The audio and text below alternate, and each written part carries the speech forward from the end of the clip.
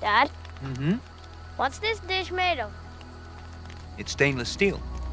Where does it come from? From Tornio, son. Its story begins underground, billions of years ago. You have to add chrome to steel to create stainless steel. And the Outokumpu Kemi mine is the only place in the EU where you can find chromite ore. They cut tunnels into a seam of ore and use explosives to bring it down.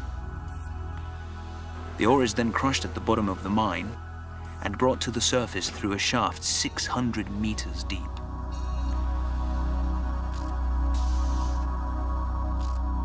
At the surface, the chromite ore is then crushed again and processed into lumpy ore and fine concentrate. And then transported to the Outokumpu Tornio site by trucks. Is it far? No, only about 25 kilometers away.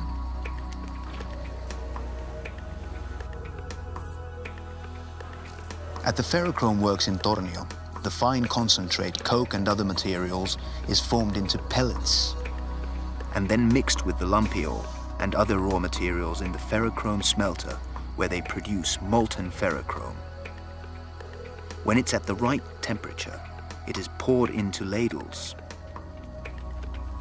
At the surface of the liquid floats a byproduct called slag, which is skimmed off, allowed to cool down and then crushed. What happens to it then? It's used for building roads as a sustainable alternative to gravel. The molten ferrochrome is then transported to the steel melting shop, and it's ready to be used to make stainless steel. Using molten ferrochrome like this, Outokumpu saves a lot of energy and increases production capacity. Recycled steel makes up most of the raw material used by Outokumpu to make stainless steel. The recycled steel is melted in an electric arc furnace with the other raw materials. How can you melt steel? It must be really hot. Yes, it's over 1,600 degrees Celsius. That's hotter than the magma in a volcano. Wow.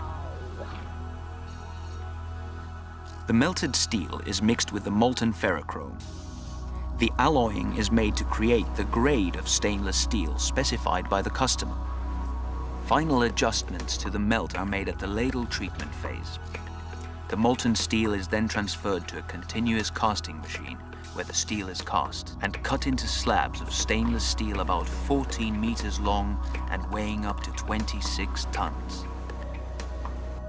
Each slab is marked with its own code number to identify the order and the customer. The slabs are then moved to the hot rolling mill while they are still hot to save energy. There they are heated back up to 1,200 degrees Celsius and are rolled to reduce their thickness. Their width stays the same, but they get longer and thinner until they become long strips of stainless steel.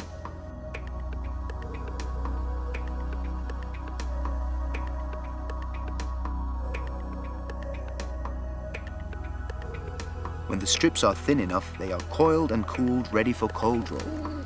The cold rolling plant operates in 2 buildings at the Tornio site. One is over 1 kilometer long. Wow, that's a long building. Yes, it's the longest building in Finland. The coils that come from the hot rolling mill are covered in black scale. In the cold rolling plant, stainless steel is uncoiled and passed through an annealing and pickling line. This removes the scale and changes the steel surface from dull black to silver gray. What's annealing and pickling? Annealing is where the stainless steel is heated to improve its formability. And pickling involves treating the steel with acid to remove the scale. The steel band is then rolled to the desired thickness required by the customer and is then annealed and pickled again and rinsed with water. After this, the stainless steel goes through a finishing line and the products are then slightly shiny and flat.